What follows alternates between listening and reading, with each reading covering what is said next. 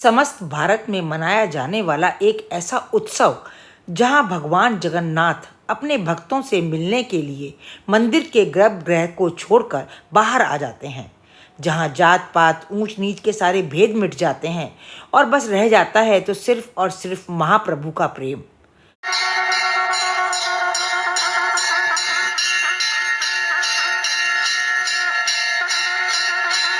नमस्कार दोस्तों, आज हम दर्शन करेंगे पुरी की विश्व प्रसिद्ध जगन्नाथ रथ यात्रा की और महसूस करेंगे उस दिव्य ऊर्जा को जो शब्दों से परे हैं। तो रथ सज चुके हैं, रास्ते पल के बिछाए तैयार हैं और लाखों भक्तों के दिल सिर्फ एक झलक पाने के लिए, अपने जगन्नाथ प्रभु की झलक पाने के लिए बेकरार हैं। कहते हैं जगन्नाथ जी की आंखों में वो जादू है जो एक बार देख ले वो इन्हीं का होकर रह जाता है। तो चलिए आज के इस खास व्लॉग के जरिए हम सब मिलकर इस भव्य और अलौकिक रथ यात्रा का हिस्सा बनते हैं। लेकिन इस पावन पवित्र रथ यात्रा का हिस्सा बनने से पहले मित्रों, हमारी आपसे प्रार्थना है इस व्लॉग को पूरा देखें। कहा जाता है कि हिंदू धर्म के अनुसार किसी कथा को अधूरा छोड़ना या बीच में ही उठकर चले जाना पाप माना जाता है।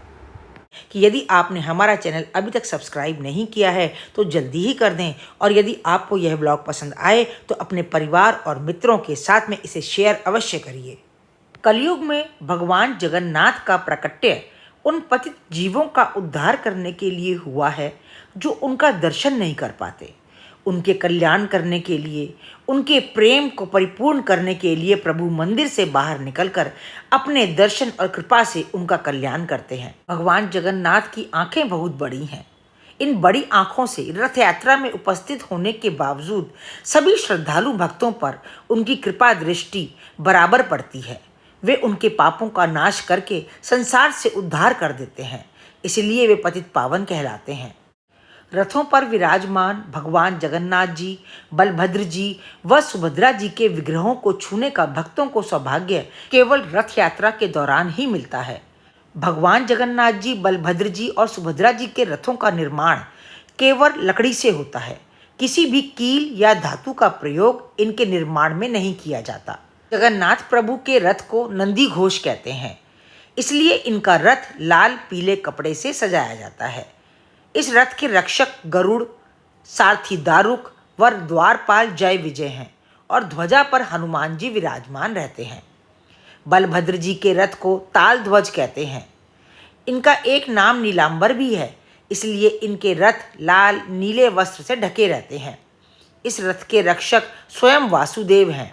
सुभद्रा जी के रथ को देवदलन कहा जाता है। सुभद्रा जी का रथ देवी का रथ होने के कारण लाल काले वस्त्र से आवत रहता है। इस रथ की रक्षिका दुर्गा माँ हैं। इन्हीं विशाल काय सुसज्जित रथों पर तीनों मूर्तियों को विराजमान किया जाता है। बाद में पुरी के राजा प्रथम सेवक होने के नाते सोने की झाड़ू से रथों को बुहार कर चंदन छिड़कते हैं। इंद्रदेव भी प्रायः मेघ वर्षा करके मार्ग में छिड़काव कर देते हैं। रथ यात्रा में प्रयोग होने वाले रथ का निर्माण कार्य अक्षय तृतीया के शुभ पर्व पर भगवान जगन्नाथ के आशीर्वाद के साथ ही शुरू हो जाता है। रथ यात्रा आरंभ होने से 18 दिन पहले ही भगवान जगन्नाथ, उनके भाई बलभद्र और उनकी बहन देवी सुभद्रा को औपचारिक जल स्नान कराया जाता है। ठंडे जल से स्नान के बाद भगवान बीमार पड़ जाते हैं और 15 दिन तक भक्त को दर्शन नहीं देते, और 15 दिन के बाद भगवान वापस लौट कर आते हैं और भक्तों को दर्शन देते हैं, और बस अगले दिन से ही भगवान की रथ यात्रा का उत्सव शुरू हो जाता है। रथों को खींचने वाले रस्से पर हजार हजार बाहें ऐसी नज़र आती हैं जैसे चोटी सी गुंथ गई हो।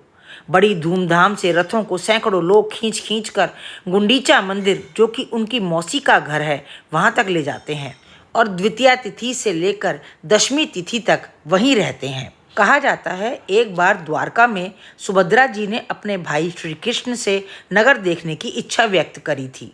श्री कृष्ण और बलराम जी ने अपने रथों के मध्य में सुभद्रा जी का रथ करके उन्हें नगर दर्शन कराया था।